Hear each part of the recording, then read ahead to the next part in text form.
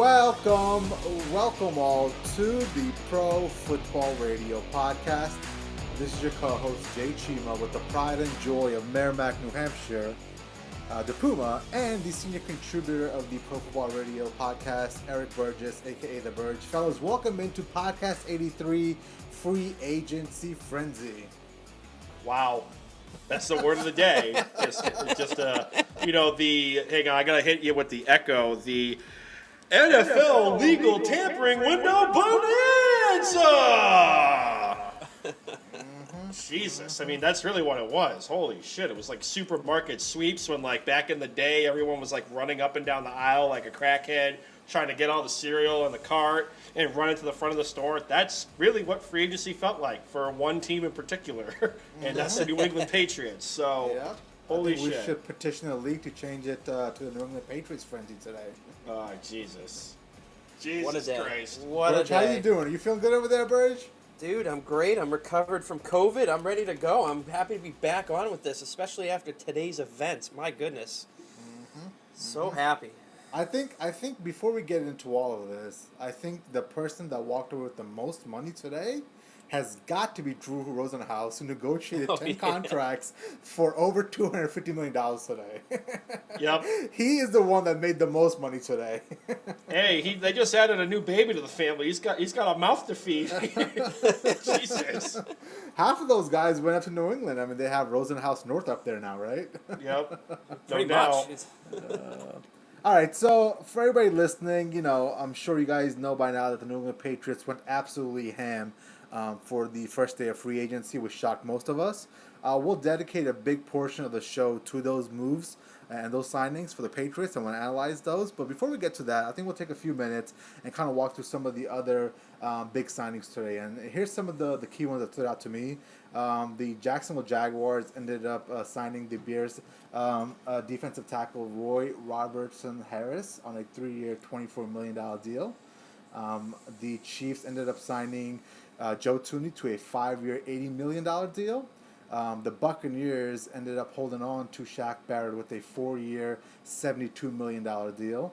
Let's see. The Broncos are giving Ronald Darby a 3-year deal worth about $30 million. The Rams are giving linebacker Leonard Floyd a 4-year, $64 million deal. And right before we came on the air, looks like the New York Jets ended up giving wide receiver Corey Davis a 3-year, $37 million deal with about $27 million guaranteed. So, fellas, out of all the non-Patriot moves, which was the move that kind of stood out to you the most and will do the most for their new team? I mean, I'm going to go with Yannick Ngakoue going up to Vegas to play on their defensive line. I mean, I love Yannick Ngakoue. I think if he stuck around with Jacksonville, it probably could have been a nice building block alongside Josh Allen, the defensive lineman, but things didn't work out because of Tom Coughlin and that organization as a whole. But no, I mean, you put Yannick Ngakoue opposite of Max Crosby on both edges, and that's going to be a fun defensive line to watch. I mean, I think at this point, we're 3 years removed from Cleveland Farrell being drafted 4th overall by the Vegas Raiders, and I think it might be safe to say that the Cleveland Farrell pick might have been a bust. Mm-hmm. So I think Yannick Ngakoue is going to address a big issue on that defensive line. And, the secondary for Oakland, or Vegas, I should say, isn't that bad. It's not great, but, you can't expect them to stay in coverage for almost 8 seconds because you can't generate a pass rush. So I love the move of Ngakoue going to Vegas. Yeah, I mean, listen, especially in that division with the quarterback play, you've got to be able to get pressure on both Patrick Mahomes and Justin Herbert now, right? At the end of the day, I don't know what the situation is going to be in Denver, if Drew Lock is going to be the starting quarterback, but just with, Patrick Mahomes and Justin Herbert alone, you've got to be able to have some sort of defensive line pressure on the quarterback. Let's go over to Burge. So what is something that stood out to you that was a non-Patriot move that you think is going to be the most impactful for their team? So for me, it's one of two, and it's on the offensive line. It's Joe Tooney going to the Kansas City Chiefs. They shored up the offensive line. They just released both their tackles, and they really needed to address their offensive line. They got manhandled in the probably, in my opinion, the reason they lost that Super Bowl is because of the their offensive line was just dominated by the Buccaneers' defensive front. And, they gave him a lot of money. And, he's a former Patriot. We know him very well up here. And the last two free agents that have walked from New England, being Trent Brown and Nate Solder, kind of underwhelmed when they moved on. So it'll be interesting to see how Joe Tooney can anchor that front in front of Patrick Mahomes and seeing if they can continue. I mean, I find it interesting. I'm looking at his contract. It looks like his cap hit next year is only $4.5 million. Mm-hmm. So I mean, that's the kind of move they needed to make. They're short on cash. They did just have a bunch of contract restructures. So I think that's a big one. And then another one, I think, I'm not sure if you're going to hit on this one, Jay, is Corey Lindsley going to the Chargers, kind of shoring up that front for the young quarterback and Justin Herbert, which I think is going to be a great battle between those two teams next year. Yeah, of course. I think that Tooney one was one of mine as well, just because you're spot on. I mean, the Kansas City Chiefs needed to address that. They obviously had major issues protecting Patrick Mahomes in the Super Bowl, and who's to say if he had better protection if that isn't a shootout, right? But I'm going to go a little bit of a different way. I'm actually going to go with Shaq Barrett and the Tampa Bay Buccaneers. They ended up signing Shaq Barrett to a 4-year deal worth $72 million with $36 million guaranteed, and I think this was absolutely important. I think, essentially the Tampa Bay Buccaneers, after winning the Super Bowl, essentially knew they wanted to keep the team together to try to make a run next year. Tom Brady restructured some of his money. I think Mike Evans might have also as well. But essentially, they found a way to get some money to Shaq Barrett to keep the core together. And for the most part, I mean, the whole team is going to come back for the Buccaneers at the moment, except for Ndamukong Suh. And they're, I think, from what I read online, they're still talking to him. So I think for the most part, they're keeping the band back together. And I'm happy to see Shaq Barrett finally get paid, because the guy hasn't made much money throughout his career. I mean, he was fairly buried on the Broncos depth chart, didn't make much money. He got the big franchise tag last year, but this is his first big payday. So I'm happy for him. I mean, they just added Gronk back too, which was big. I think he signed a 1-year, $10 million deal. After he was floating ideas out there that he was going to test free agency. I mean, I didn't buy it from the beginning, but I thought that was interesting that he threw that out there. Yeah, I think that was just one of those scare tactics he threw out there to try to get some more money out of the Buccaneers. Mm-hmm. He got $10 million, so good for him. Are you guys ready to talk about some Patriots? That's why I'm here. Let's do it. Going into today, we've had this long text chain for the last I don't know how many weeks now about how the Patriots are not going to do anything, and I was hoping they would do something. Well, we all kind of knew they wouldn't do anything based off their history, but boy, were we wrong. So I'm going to list off the players they signed today and their contracts. And then you guys can react to it. So they started out the day with signing tight end Jonnu Smith to a 4-year, $50 million deal. They followed that up with signing Devon Godshaw for 2 years and $16 million. Matt Judon also was somebody they signed to for 4 years and $56 million. They went after cornerback Jalen Mills for 4 years and $24 million. They signed Nelson Aguilar to 2 years and $26 million. And then finally, before we came on the air, they ended up signing Kendrick Bourne for 3 years and $22 million. They also re-signed Carl Davis and Dietrich Wise. And I will be the first to say I did not see this coming one bit. Oh my goodness. I was joking with Burge and kind of really going at him the last few weeks about how I thought Belichick was gonna essentially dumpster dive and not really go all in, but I'll be the first one to take the L on this. This is absolutely out of left field. I did not expect to see any of this coming today. I didn't either. I mean, I expected that, I wasn't in your camp of the dumpster diving that Bill was going to do this year, but I did expect them to spend some money, but I did not expect them to come out on day one and within, 3 or 4 hours having spent, hundreds of millions of dollars on these contracts. It's so out of character, uncharacteristic of this team, and I'll give credit to Tommy Curran, who had this early on, came out and said, be ready for the Patriots to be uncharacteristically aggressive in free agency. And boy, whoever he's talking to, he was spot on with that. I mean, I hope he's uncharacteristically aggressive. He was 7-9, and he watched his former franchise quarterback win without him. The old man didn't want to watch it happen again. Mm-hmm. I mean, and let's be honest, like to to the fan that understands football, everyone and their brother knew that last year Bill punted on it. It was a rebuild kind of situation. But what I think kicked everything into hyper gear of, hey, we're going to spend like a coked out rapper is Brady won without him, and he won 7-9, and everybody, including, myself and Jay's been leading that bandwagon of questioning the old man. So like he had to make a move. Like if they started training camp with the roster that they had prior to the legal tampering window today, I think you would have had signs a la Philadelphia Eagles saying, fire Andy Reid. Like, they would have been having people there probably chanting, fire Bill Belichick. And, like, that, it wasn't just Jay, you saying that in the text thread. Like, there were starting to be rumblings from fans on Twitter pages and the mentions for the New England Patriots of, they were really starting to question Bill is the future of that franchise. And he had to make a splash. And by God, he fucking did it. Those questions were premature. That's what it comes down to.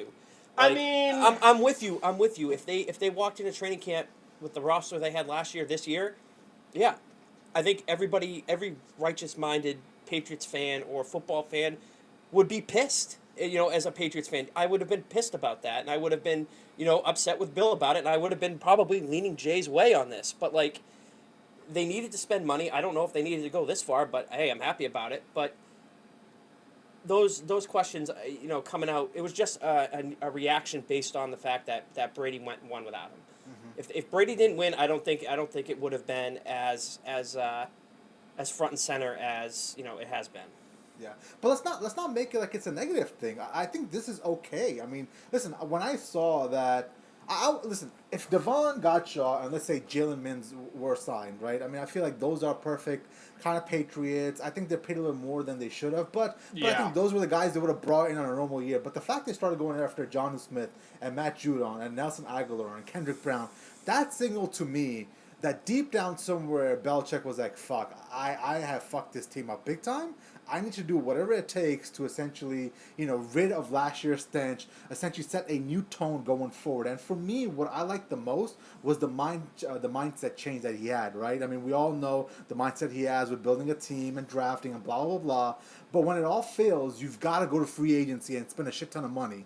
Now, I'm not completely off, the Belfort thing. I still need him to win in the regular season. That's obviously key because this is still only March, and we as Patriots fans have sat here in the past years and laughed at the New York Jets and the Miami Dolphins who threw a bunch of money at free agents in March and ended up not winning because of that.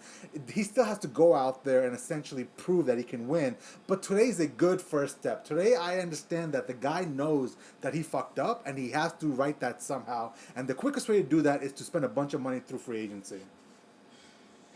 Yeah, I mean, who's your favorite signing of the day? For me, it has to be Jonnu Smith. The guy's a god. I mean, Bill Belichick has neglected the tight end position for, I don't know, 3 years now, ever since Gronk retired. I mean, it's just, for me, I think what we do as the Patriots, running the ball, playing inside the hashes, I think Jonnu Smith is the absolute perfect guy for that system. I think the one signing that I kind of had a little bit of a, I don't really see the signing, but I'm still okay with it. I'm okay with all the moves because I just want that aggressive mindset. I think that Nelson Aguilar signing for me is a little bit of a, I don't really know what you're doing right now, just because Nelson Aguilar for most of his career has played outside and he takes the vertical deep shots. And for me, Cam Newton isn't that quarterback unless there's something else down the road that's going to happen that's going to essentially make good use out of Aguilar's skill set. I think that's the one signing that I think might come back to bite him in the ass. But regardless, I'm happy with all of it. I mean, I want to make it very clear that I like the fact that even though he's not going to hit all of them, he's taking this very aggressive mindset towards building a team that's going to compete next year. No, I'm with you. I've been on the Jonnu Smith train since the season ended. That's who I wanted them to sign. If they walked away with nobody else and they walked away with Jonnu Smith, I would have been happy. I wanted him over Hunter Henry. I just think that Jonnu Smith just fits what the Patriots are trying to do better than Henry does. Jonnu Smith is more of a rounded tight end. He can block. He can catch. He's, like you said, he's a yak god. He screams a perfect fit. I think he's going to be great there. Hopefully, help accelerate the development of the other tight ends on the roster, Keene and Asiasi. So, we'll see how that plays out. And I agree with you about Aguilar. The money seemed a little high when that came in. He wasn't the guy I wanted. I wanted Curtis Samuel here. I thought he was going to be a great fit, having played with Cam before.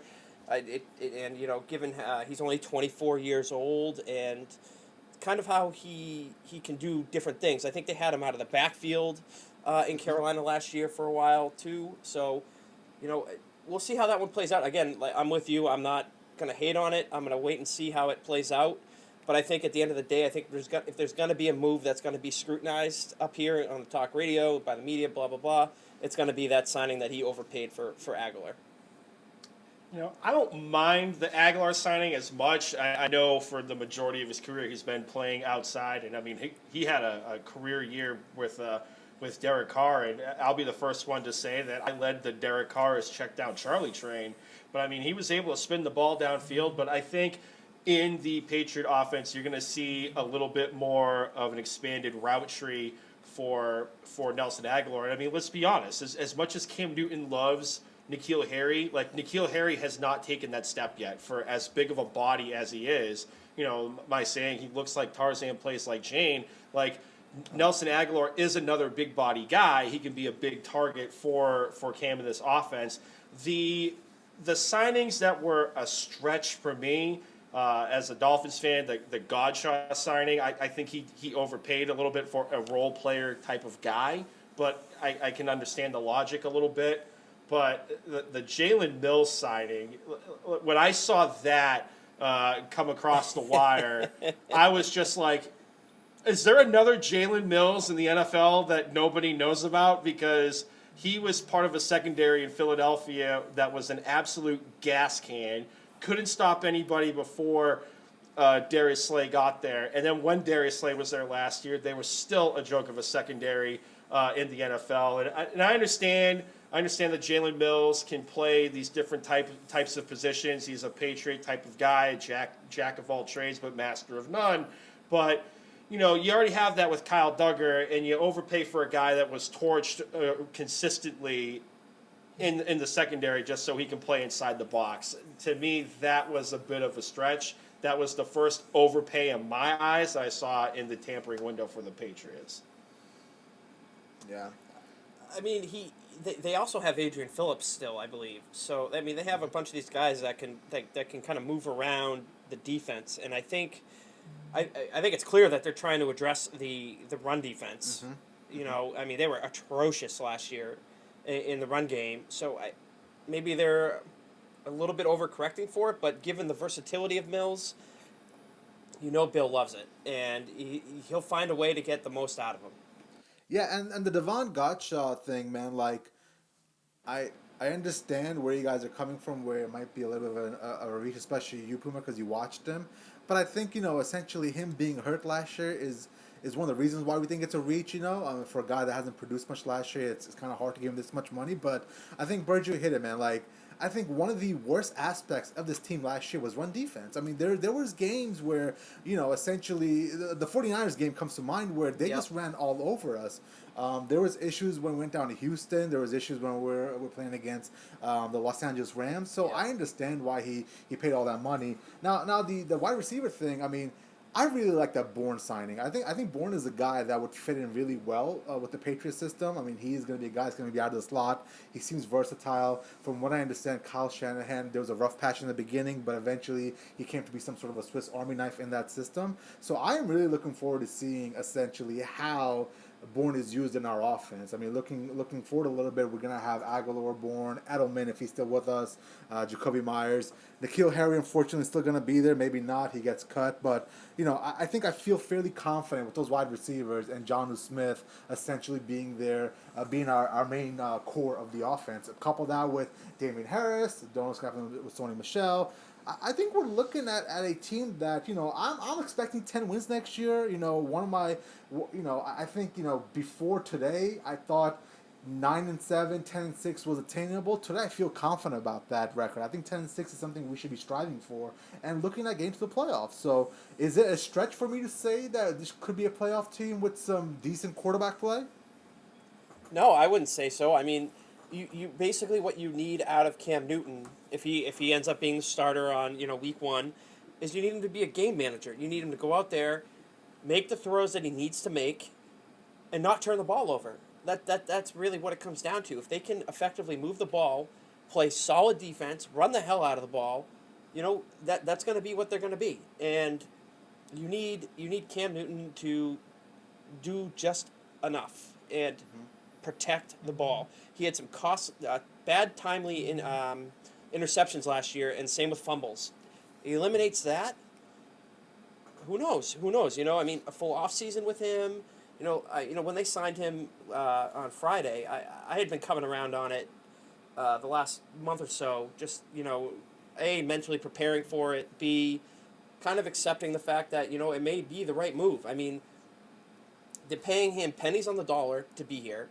If he ends up being the week 1 starter and they bring in a rookie in the draft, like Kellen Mond, Jamie Newman, Mac Jones, whoever it is, I think that he is going to be able to excel with some talent around him, and we'll get to see it. And that'll be the proof on the Cam Newton experiment with Bill. We'll find out. Yeah.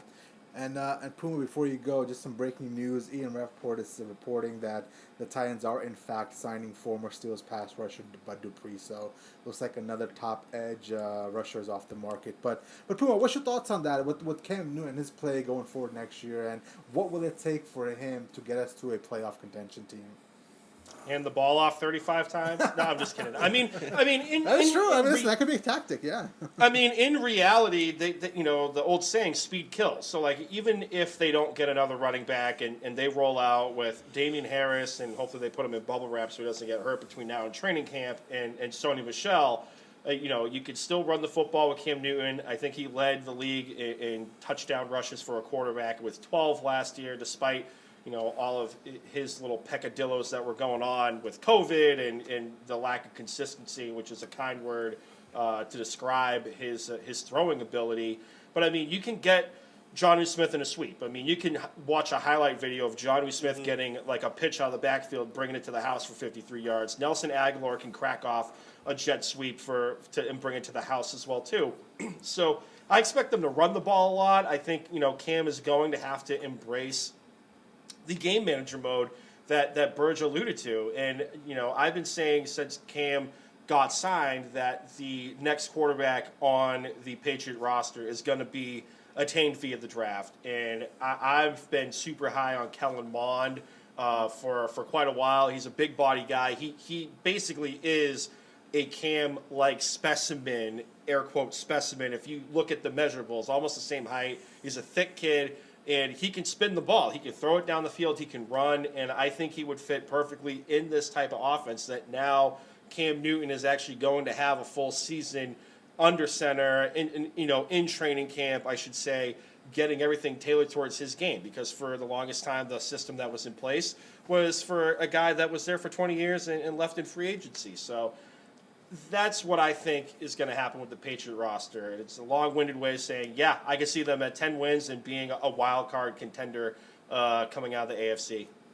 And Burge, before you go, just a little bit more breaking news. Former Steelers offensive line Matt Fielder reaches a agreement on a 3-year, $21 million deal with the Los Angeles Chargers.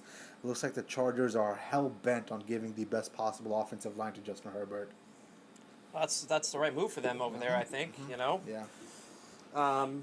Just getting back to the Patriots, the big thing for me with Cam Newton and him succeeding there is I'm going to put some onus on the offensive coordinator, Josh McDaniels. Last year they got very predictable with how they were running him, and pretty much any play call that they ran. I mean, you could go out there, they'd line up, you're like, oh, here comes a run. Oh, here comes an option to Cam Newton. Here comes a designed Cam Newton run. You could just see it.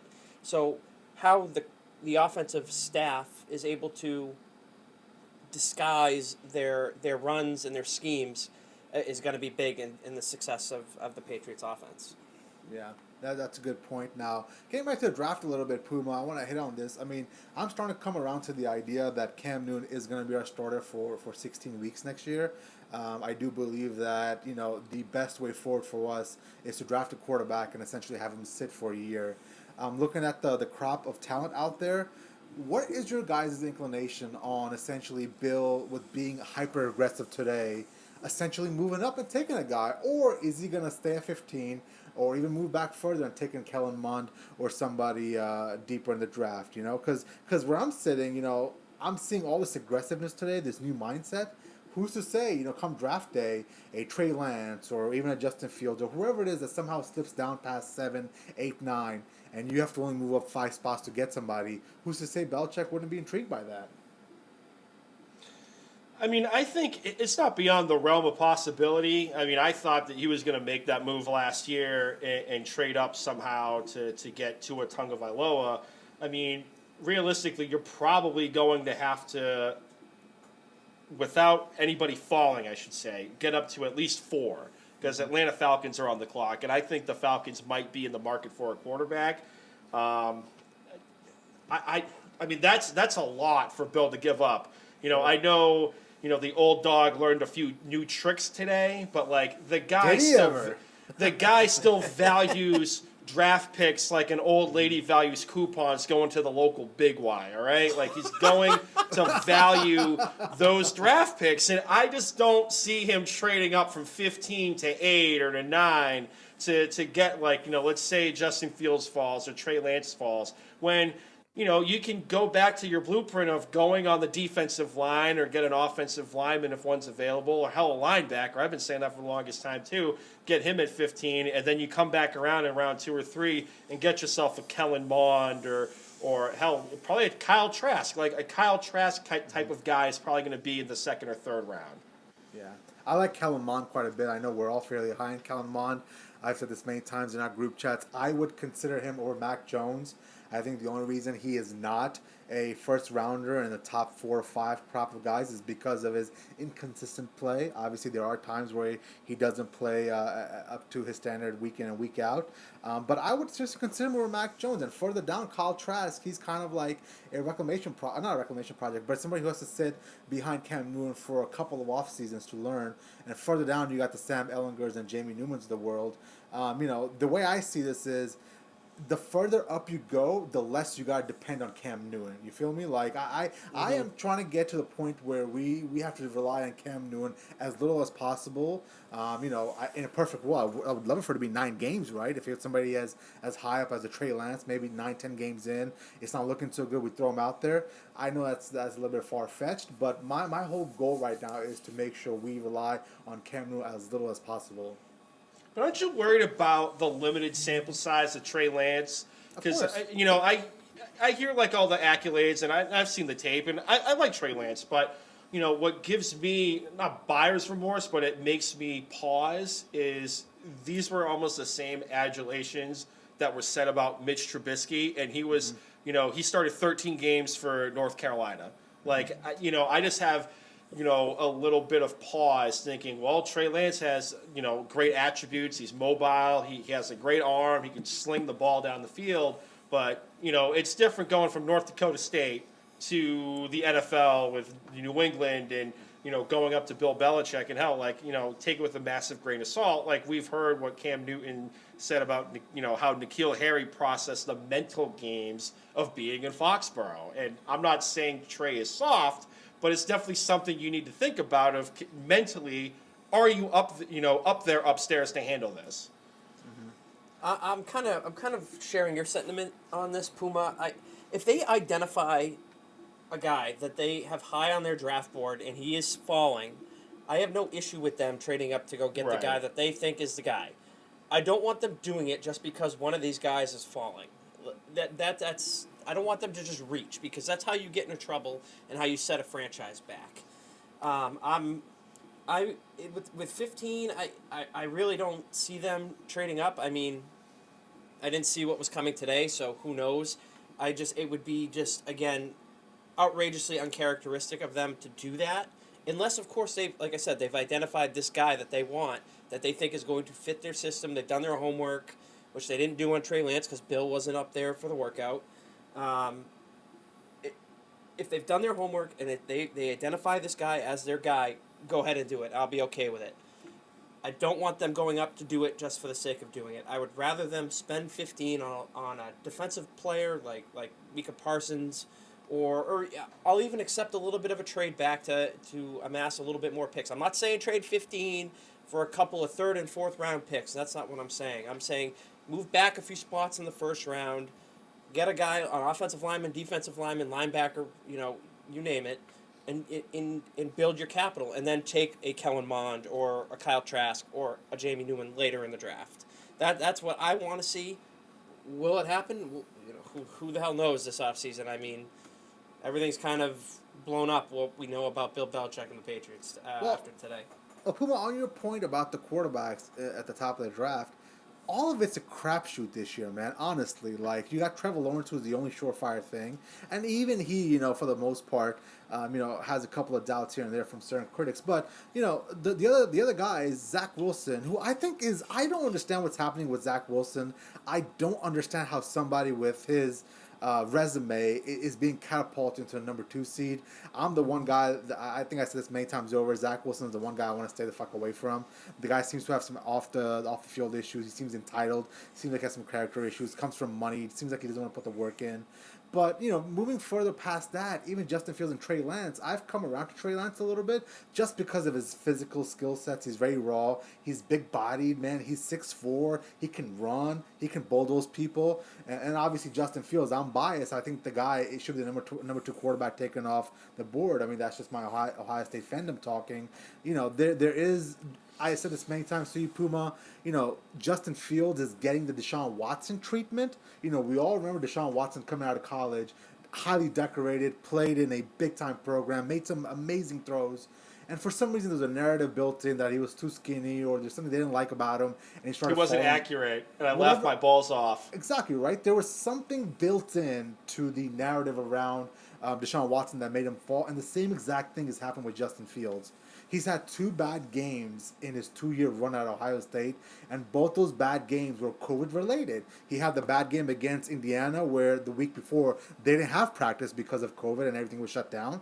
And then they had the Big Ten championship game against Northwestern, where 22 of the starters on the team were out with COVID. So, I mean, it's just something's happening with Justin Fields and the narrative around him that's making him fall. But, in regards to the bigger picture, like, I think a lot of it is a mission this year. This is one of those quarterback draft classes where, you're going to have to take a couple of shots in the dark to see if something pans out or not. I can buy that because the quarterback landscape, like you've pointed out many a time, is barren next year. Next year's quarterback landscape is not good. That draft class next year is pretty bad.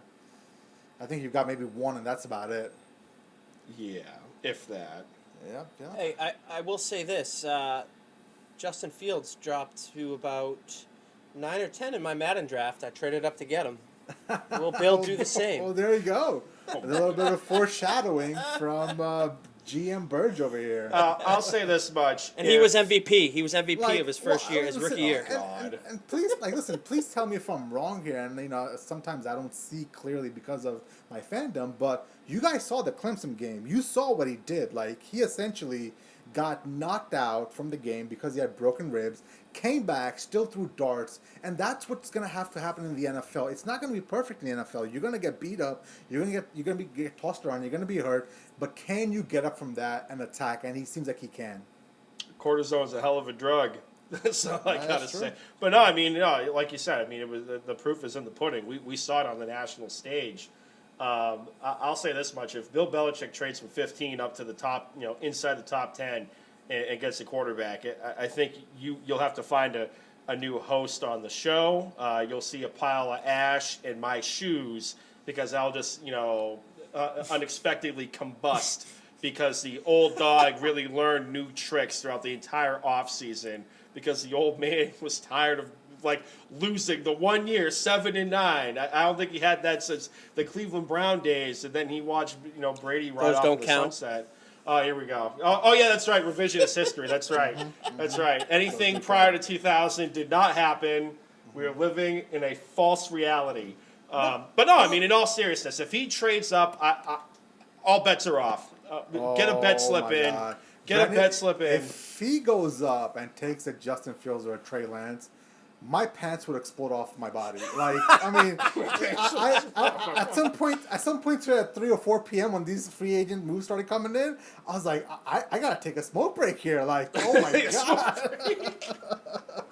I will say this. I like this approach from Bill Belichick, man. And like, I that's my biggest issue. And Burge, we've gone through this for months at a time. We don't have to do this today. It's like, it's essentially one of those things where it's like, you know, we don't have 3-4 fucking years. Like, no, we're not the New York Jets or the Miami Dolphins. I'm sorry, Puma. We're the fucking New England Patriots. Call me spoiled, but we should be out there competing year in and year out. We should be competing for AFC East titles. I mean, that's just the foundation and the expectations he's set. So we're gonna have to follow through with that.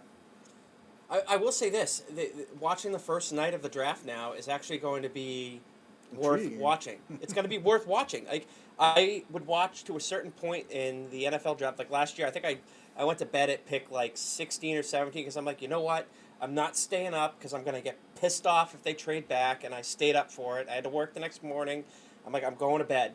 And sure enough, I woke up, they traded back. So this year, they got to pick at 15. I'm not going to have to stay up that late, but there's actually some intrigue to staying up and watching it this year because of what the precedent that was set today. Of all things, the precedent that was set today with how aggressive they were, who knows what to expect on draft night. Yeah. Is it too early to pin a Buccaneers versus Patriots Super Bowl next year? I mean, they play each other in Foxborough. Super Bowl preview in Foxborough. Hard pass. I told you I've been consistent about this in the group chat since day one. 2022 is the year for them to really find out what Bill is building here. Next year, if they make whatever that today, great, unexpected, awesome, but I am still maintaining the fact that 2022 will be the year that I will fully evaluate Bill Belichick and determine whether or not I think that the Patriots should or should not move on from him. That's what it comes down to. Can't that timeline be moved up to this year now because of all the moves he's making? I mean, he was spending like Mike McCagnon, dude. You set that arbitrary timeline without any information. And now we got new information where he's going all in. I mean, like my expectation has not changed. So how much money did they sink in contracts? I mean, we can either look at they sank $150 million. Yeah, it's like $154 million. Yeah, I mean that's the most he spent. I mean, the last 10 years combined, he spent about like $310 million. And in the first 3 hours today, he spent $150. Like, I mean, I think we need to start looking at this team from a different lens now. Like, I mean, if we hit on the draft as well, and that's a big if because obviously we know he has some issues drafting. But if he hits on the draft, like that timeline is going to be accelerated. That time, if he hits in the draft and I'm pleased with what I see, yeah, maybe I move my timeline up. But my expectation has not changed. Other than the fact that I think that this team has a chance to be a playoff team this year. Yep. I'm not saying I have no expectation that this team is going to make a deep run in the playoffs. Not even there yet. Nope. I think the bar has to at least be playoffs because I mean this dude. I mean Burge. As much as you want to clown on me for making the comparison, this guy Bill spent like Mike McCagnon, who lost his job. And he spent as much money as he did 2 years ago on a Mosley at linebacker, a Jamison Crowder at wide receiver, Le'Veon Bell at running back. Like you don't make these type of moves unless you feel the heat is on you. Like you're not going to sell a Jonnu Smith who's probably the top of the second tier tight end group behind Kelsey. Kittle and Darren Waller. Like, he is the next guy. You are not selling Jonnu Smith on, hey, you're gonna come here, we want to build the offense around you, but like the first 2 years are gonna be a rebuild. Like that is a hard pat. No, I'm moving that ticker up. It says something that Jonnu Smith and Matt Judon are now the highest paid skill and defensive players in team history. Like that's not something you do when you're in a rebuild mode. Like this is Belichick saying to us, Like, fuck that rebuild shit. I might Damn not the have torpedoes. I might not have 5 to 10 years here to rebuild this. I'm gonna win now, and I'm gonna do whatever I possibly can. And I think he's building a team around the quarterback, and then he'll find that quarterback and put him in, and then they'll be off to the races, kind of like what the Kansas City Chiefs did with Patrick Mahomes. That's what I've been screaming for since day one. I want them to build the team around the quarterback and then get the quarterback. That's what I've been screaming for the whole time. They are showing a sense of direction with these moves that they're making right now. Yeah, maybe that direction is, hey, we're going to try to win now. Maybe that's what it is. We'll see how the draft goes. But for me, if they win, if they are 500 and above next year, I'm happy. I'm happy with that. And then 500 and above, that's so low though. After that much, after I mean, that for much telling that you. much, 500 above is nothing, bro. I mean, that's they're setting a direction here. This is what I've been saying the whole time to you, Jay. They're setting a direction here. You could see they are building something, right? I mean, as the Dolphins fan that went through a rebuild, we didn't spend this much money. We sold assets off to get draft capital, to get a Christian Wilkins, and then to get Tua Tagovailoa and whatnot, and get Preston Williams undrafted. Like, those are rebuild characteristic moves, not $150 million in the legal tampering window in one day. And unless half of these people are going to pull an Anthony Barr and overnight renege their offer or renege their word and go back to their original team, these guys, for the most part, are coming to New England to win now. Like, the bar is the playoffs. Well, right.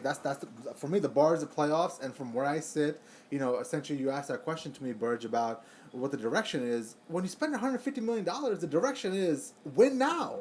Like, and 500 is not win now. That's just kind of treading water. I think with everything you've seen today and the guys that he put on the roster today, this is a playoff caliber team. And I do believe 10 plus wins should be the expectations for his team with a playoff appearance. I'm not going to go as far as saying a playoff win or a deep playoff run. That's something that I can't answer or even predict right now.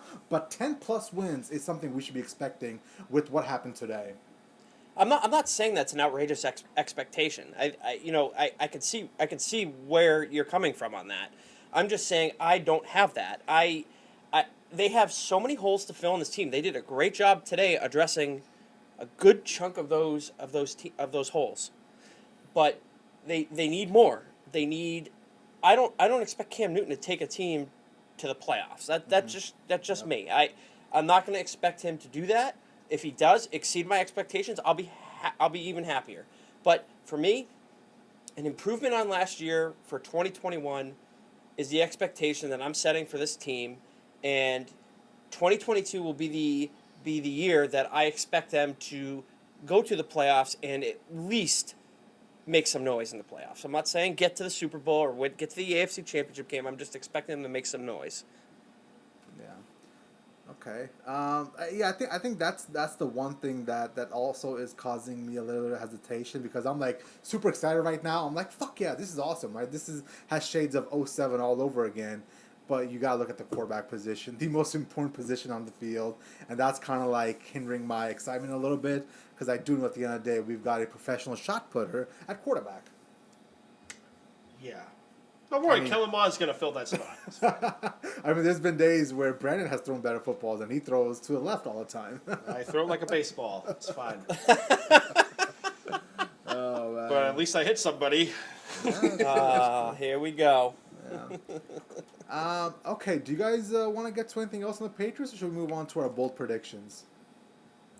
I mean, I think we hit everything right now. I don't think the Patriots are done at the wide receiver position. That's me. I think they're going to add another receiver, whether it's one of the again middle of the road guys available in free agency, or if they're gonna reach out to somebody like Curtis Samuel, who I was duped into thinking was signed.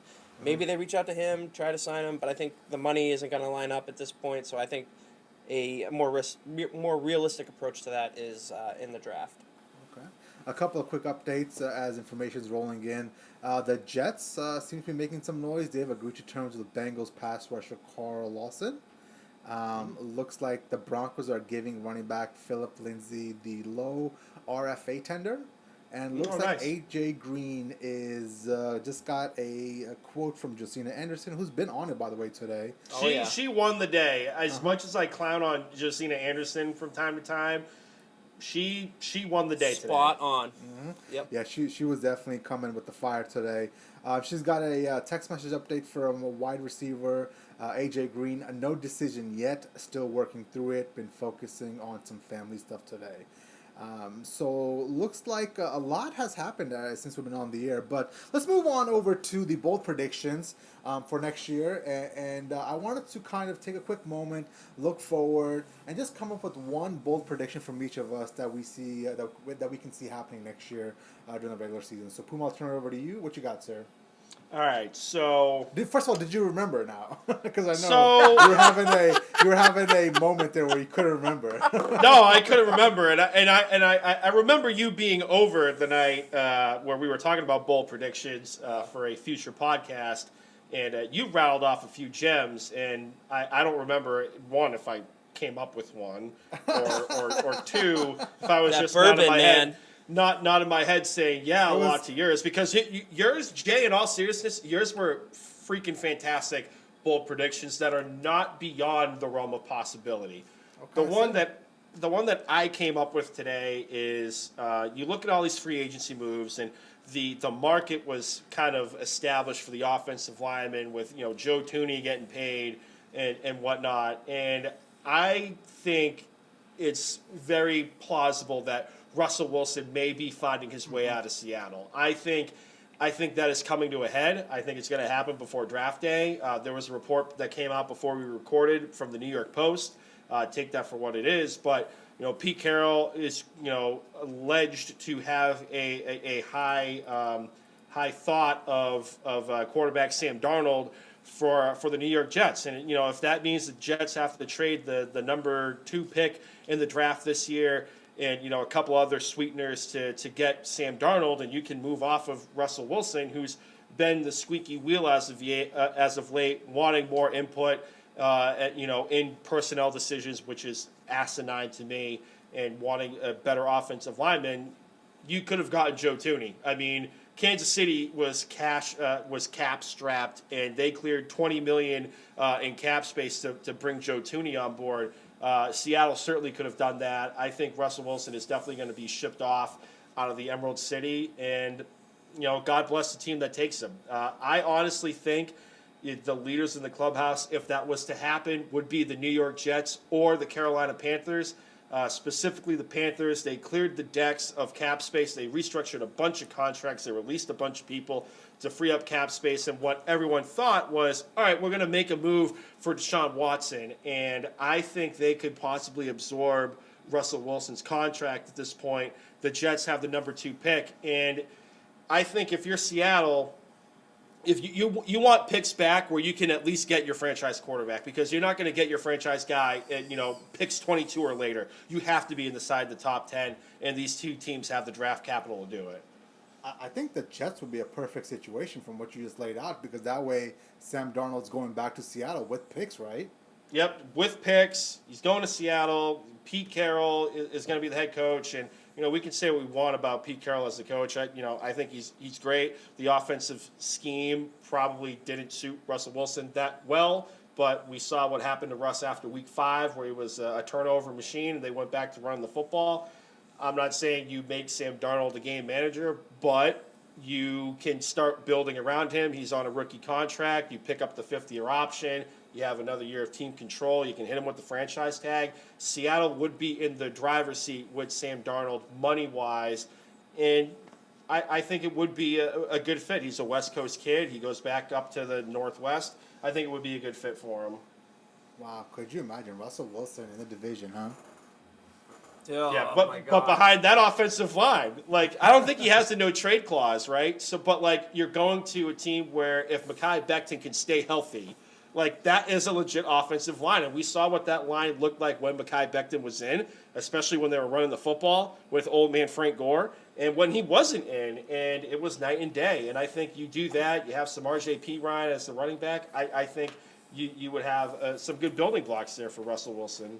And it looks like New York City could be something that Sierra is obviously, into as well. It seems like there's reports coming out. And it looks like we actually discussed this, me and you, Puma, on the back patio that night, but I don't know if you remember that or not. Oh, I remember that. I'm not a fall down drunk. It's fine.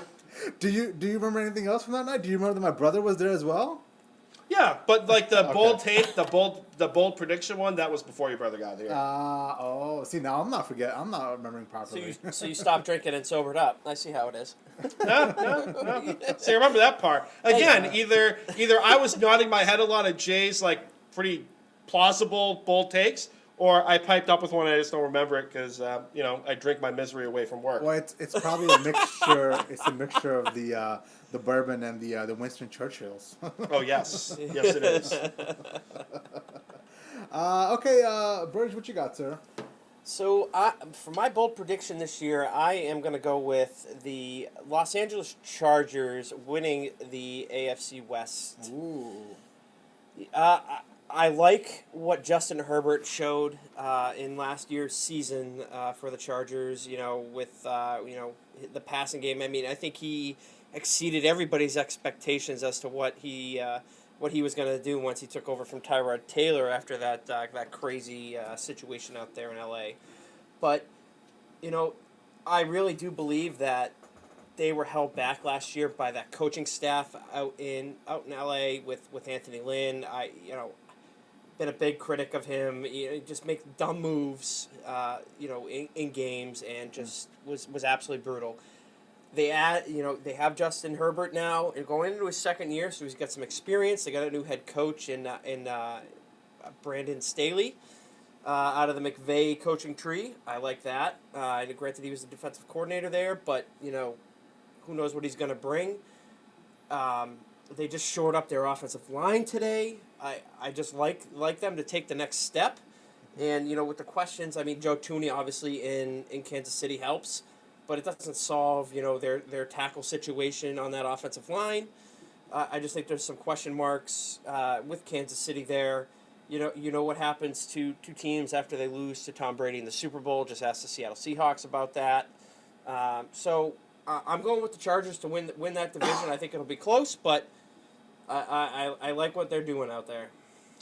Okay, a little bit of breaking news before I give my bold take. We've got free agent quarterback Jameis Winston has agreed to a 1-year deal with the New Orleans Saints worth $12 million. But the real kicker here is it's been reported by Shams Charania, which is a basketball reporter, which is pretty funny, isn't it?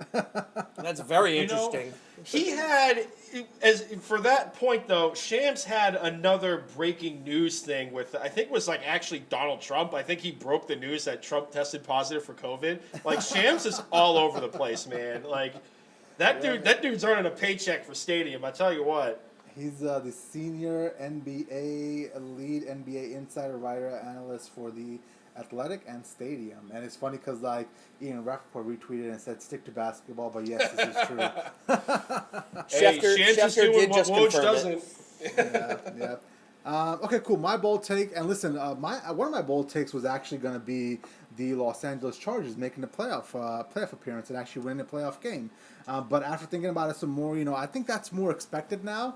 I like the boldness you have, Burge, and actually saying they're going to win the AFC West away from the Kansas City Chiefs. That's definitely a bold take. But I think I went with my other bold take, and that's going to be that the Jacksonville Jaguars are going to make the playoffs. I think I like what's happening down there in Jacksonville. I think that Trevor Lawrence is going to be the real deal. I think he'll probably have that kind of year that Justin Herbert had last year.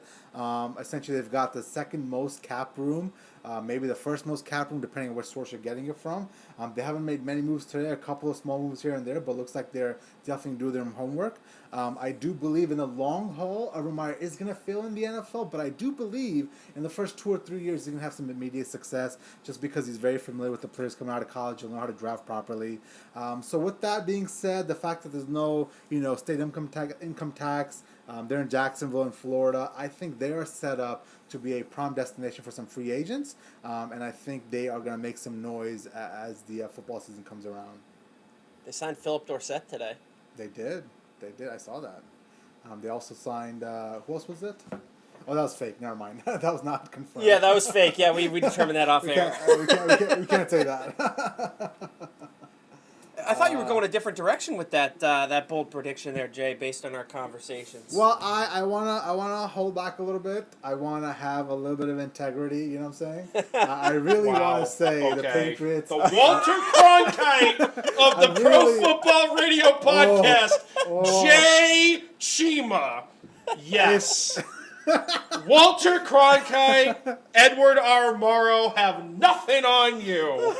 The old Jay Cheema would have stood up on the desk and said the Patriots are going undefeated with Tom Brady. You basically did that in the group chat. Stop it. I'm with this. Puma here. I'm with Stop Puma. it. Yep. It happened.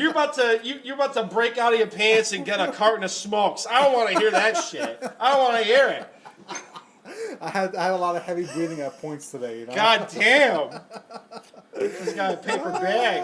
Well, listen, I have expectations. I do think that we're gonna make the playoffs with the Patriots. You know, hey, listen, if Cam, and I've gone to the point where Burg had this conversation, like, if Cam Newton is another year removed away from that shoulder surgery, and he has more time in the off season, and he has a slew of weapons now. I mean, is it far-fetched to think maybe the guy can return to 70% of his MVP, year? If he can attain that level of play, I do think the Patriots are going to vie for the AFC's title. Now, obviously, that's a tall ask for Cam Newton because we haven't seen it in so long. But I'm trying to talk myself up to essentially falling in love with Cam a little bit, trying to see the upside, trying to see the positive. Can he be that level of quarterback again? I don't know. But if it's going to happen, it's going to happen this year with everything that's happened, with him having a full offseason, no COVID bullshit, weapons, and being a whole another year removed from that shoulder surgery. Be careful with that AFC East title talk. You might trigger Puma a little bit here, man. No, I mean, I was already saying that I think the Pats, if you look at just today and if you project out in the future a little bit, I mean, they're going to have an easy schedule just because of how their record shook out last year. It's not a bridge too far to say, hey, they could finish second in the AFC East and they could be a wild card team. But the Bills are going to be playing a first place schedule this season, so it's not beyond the realm of possibility that the roles can flip flop. Like if you're a Bills fan, it's probably going to disappoint you a bit. But if you're a Pats fan, it is definitely within the realm of possibility. You finish second, maybe have a puncher's chance at win the division, and you punch your ticket to the playoffs as a wild card team. Absolutely, I think that is the bar. Like not to beat a dead horse, but that is the bar is set at playoffs at this point. Mm-hmm. I think double-digit wins and the playoff appearance is something that needs to happen. I think if we are in Belichick's listen, I think Belichick has 4 to 5 more years left in him. I think for him to essentially win another Super Bowl, which I think he deeply wants, and I think which he needs for his legacy, I think for that essentially to happen, he's got to start with this year. He's got to start putting the foundations and getting those wins in the wins column and getting into the playoffs and getting these new players some experience in the playoffs. I mean, I'm not asking for a playoff win, but I do think a playoff appearance is a necessity if we're a Super Bowl contender the next 2 or 3 years. I mean, I think you're pretty lofty with the 5 years on Bill Belichick, just given his age. 3 to 4? He's 68 right now. Going to be 69 next month. So I would say 2 to 3 years if that's me. Even then, the timeline needs to be accelerated even more. Then that puts even more pressure on trying to get a Super Bowl win as soon as possible or before he retires. And if that's the case, then we've got to start getting these players some playoff experience now. I disagree with you on the fact that he needs to win a Super Bowl before he retires. And I know that's a different conversation. But I think that his goal, and I truly believe his goal is going to be to set the Patriots up for success after he retires. And I truly believe that will be his legacy. At the end of the day, we're going to talk about how everything went down, with Brady, all that. I really, truly believe that if he is able to put a foundation in and set the Patriots up for, say, 5 years of success after he's gone, that his legacy will be impacted by that. You don't think deep down somewhere he wants to be able to? No, I think absolutely. I think deep down he wants to win another one, because given that Brady won one, I think absolutely that's the case. But I ultimately believe that his legacy will be determined by how he leaves the Patriots when he ultimately walks away from the game. I don't know, man. I don't know about that. I think some of the hardcore fans like you yourself would give him the benefit of the doubt, but most of the general public will be like, well, I mean, listen, at the end of the day, Brady won a Super Bowl without him, but he didn't. I mean, I know it seems a little, at the surface, it's not really looking into the details, but I feel like that's what most fans are going to do. I mean, most fans may do that, but most fans like that are uneducated.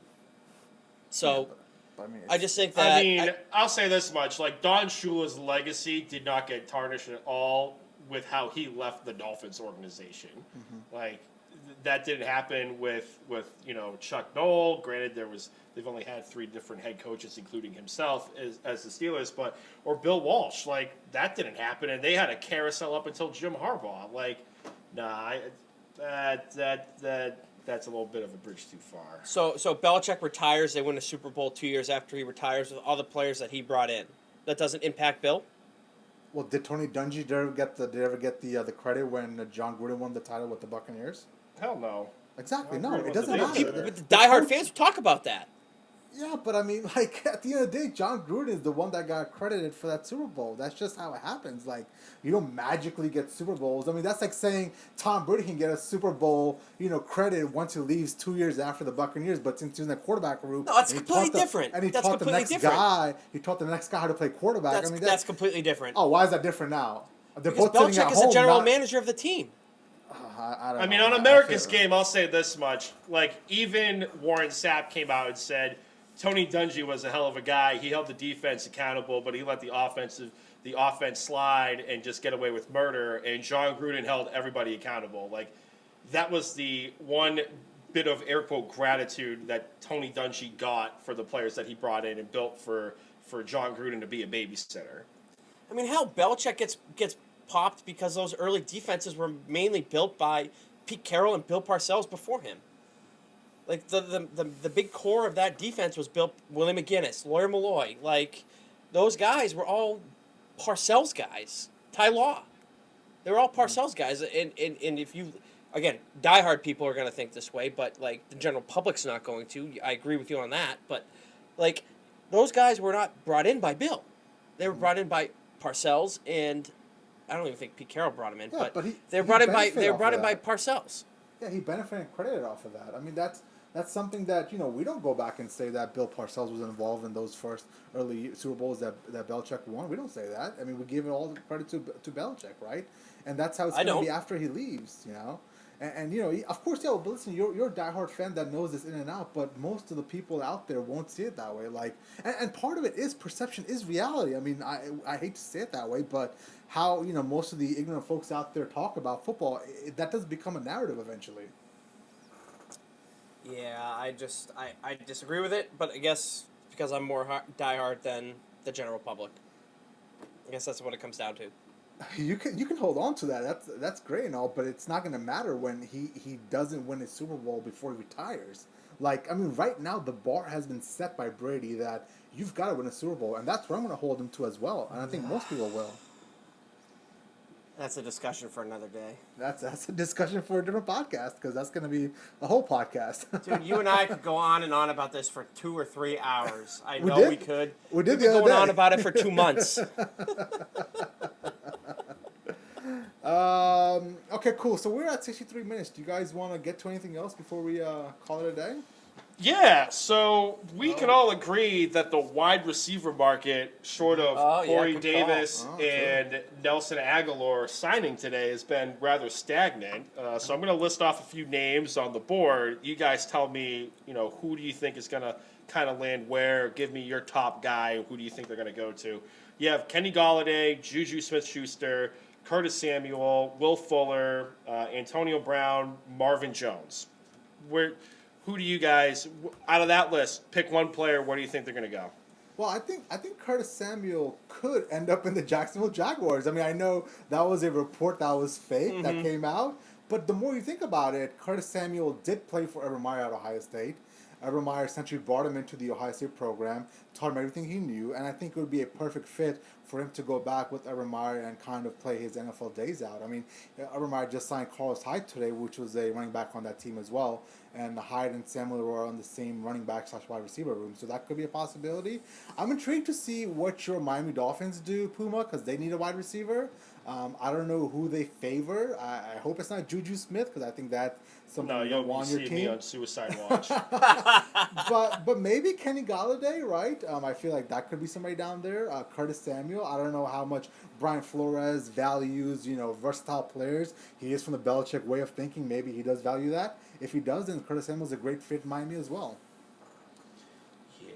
What about you, Burge? I'll go last. So I'm gonna take a leap here, and call me crazy, but I think that Marvin Jones is gonna end up here in New England. Ooh. Just given how this wide receiver market has played out early on here, obviously the money isn't there as we initially thought. And I was talking to a buddy earlier today about this. The wide receiver classes of the past few years have been just so deep, and these guys have come in and made such immediate impacts with their teams. You look at oh my God, I'm drawing a blank on the guy down in CeeDee Lamb. CeeDee Lamb down in Dallas. You got Jerry Jeudy out in Denver, who had an impact. Given it was a little minor. You had Justin Jefferson go off, light it up in Minnesota. The way the market played out today, I figured that these, like Kenny Galladay was going to be off the board early. I figured even Juju was going to be off the board early. I didn't think Nelson Aguilar was going to be the first receiver off the board. I'll be honest with you there. But I think Marvin Jones is going to sit out there for a while. He's a veteran guy. He's older. You have Matt Patricia in New England. Say what you want about that. The Patriots with Bill, they know what Marvin Jones is. He's been a consistent veteran. It screams like a 1-year deal coming to New England to kind of round out that core, veteran guy, and I think that would be a best case scenario because Marvin Jones has been incredibly consistent over the past few years. He's just getting up there in age. Yeah. Yeah, I think you hit a good point there, and I want to elaborate on that just quickly. We all know that the quarterbacks are coming out of college are very ready. They're essentially the game that is the NFL game and the college football game. They're kind of mirroring each other nowadays, so it's easier for quarterbacks to translate. But I want to throw wide receivers out there as well. You're seeing an uptick in wide receivers that are ready to play off the jump, essentially come into the NFL and play. And I think I can extend that to skill positions. Running backs, wide receivers, and quarterbacks in college translate very well to the NFL just because of how close the games are nowadays. Yeah. No, Go ahead. I could definitely see that. No, I definitely buy that. The learning curve is kind of shortened a bit on the wide receiver position coming out of the draft. Me personally, as a Dolphins fan, and just reading the tea leaves, it looks like Brian Flores and Greer, they're making a hard push for Kenny Galladay to be their wide receiver, and it makes sense. Devontae Parker took a little bit of a step back last year. Preston Williams, I had high hopes for him, as well as people in the real life football community, as well as fantasy football community, thought he was going to be like the under the radar kind of guy, and he's going to be a full year recovered from his ACL surgery. I expect him to take a leap forward, but you need an alpha dog in there, and I think Kenny Galladay could be that guy. He's called Babytron for a reason.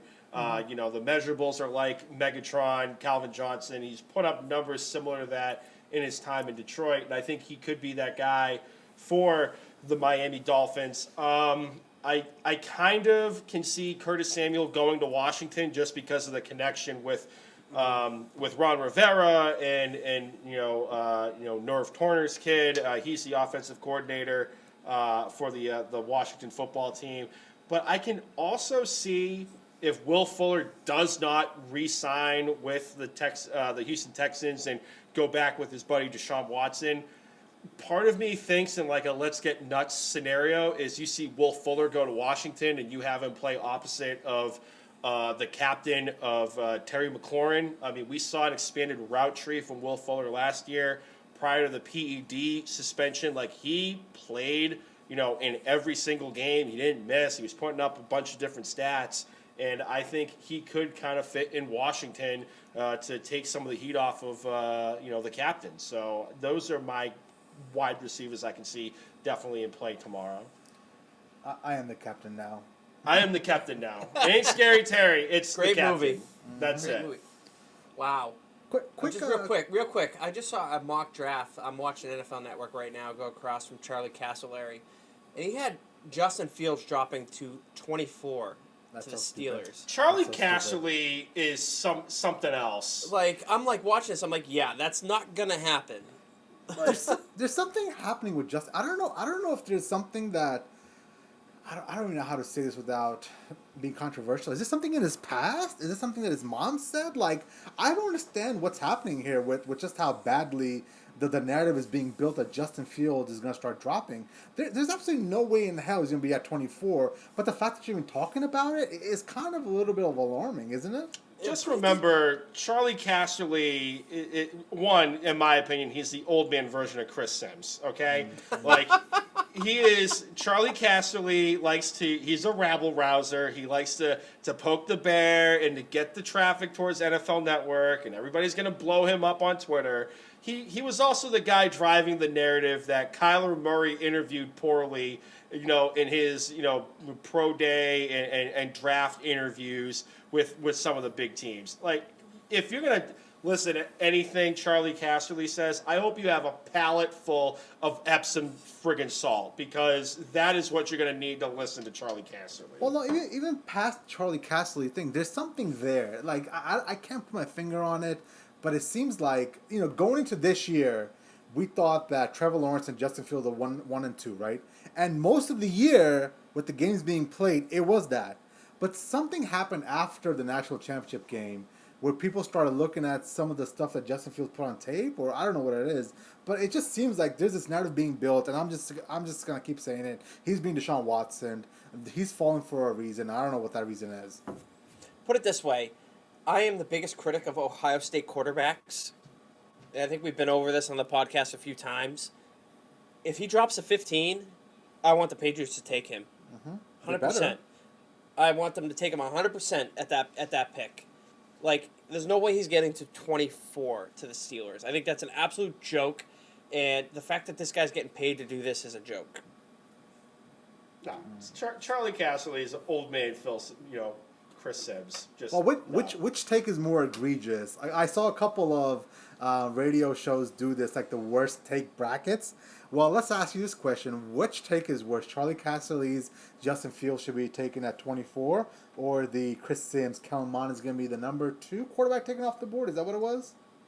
Or number 2 prospect? Yeah. I don't think it was that high. Whatever it was. I don't think it was that high. It was high. It was high. Let me pull it up just so. That's fine. I'm going to go with Chris Sims. I can't, and maybe it's a little bit of bias because he's with Karen Florio, because I refuse to use that guy's real name. But no, it's Chris Sims. It ain't that close. But Charlie Casserly he's a special kind of special. I think it's part of his NFL Network contract that he has to come up with one bullshit take every year to drive traffic towards all of the social media pages for NFL Network.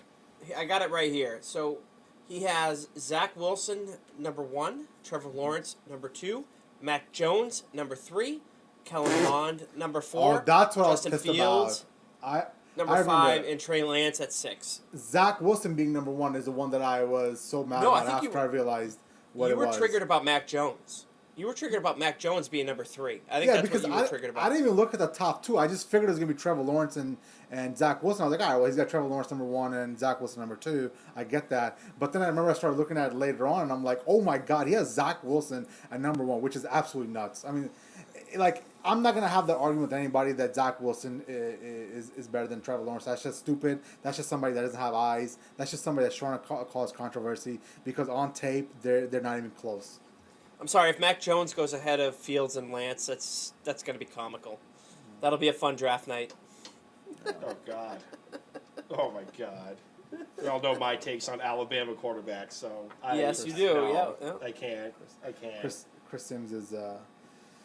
He's something else. Do you think they drug test at like NFL Network and NBC Sports? Because like I honestly like, oh god, like those two people next to Karen Florio just drive me bananas. Like I can't. I don't know how like they have that job and like I'm ready to like just flip my desk at any given moment at the end of the day.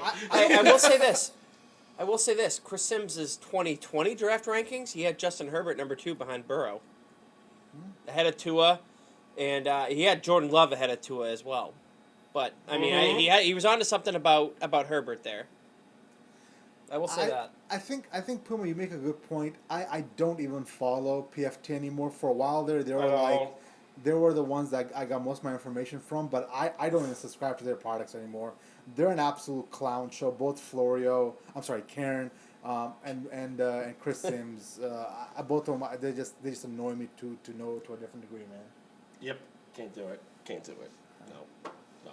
We should do the worst sports, like not commentators, but like opinion people. Like I don't even know what to call these people. We should do a bracket. We should do a bracket of like the worst like sports, like not takes, but worst sports like commentators. I guess is what I'm trying to get at. You know? Jay Cheema's going to take the cake on that. Here we go. Mr. Attitude. Stir the pot. I'd be spitting some fire. You just don't like the truth, man. You know? No. It's not Jay Cheema. It's Walter Cheema. Or you're right. It's Walter Cheema. You're right. He is the cornerstone of media integrity on the Pro Football Radio podcast. Burg, I will second that. I know you take it personally, but I just spit facts, brother, man. I just see what I see. I see. No. You know what I'm saying? I see today that Belichick Puma, did something pull your great. chair up. Let's go. Here we go. I already did. I rolled closer to the mic. Burg, with my eyes, I saw something great happen today, and I said on the podcast, Belichick did something great today. Like, how is that so hard to understand?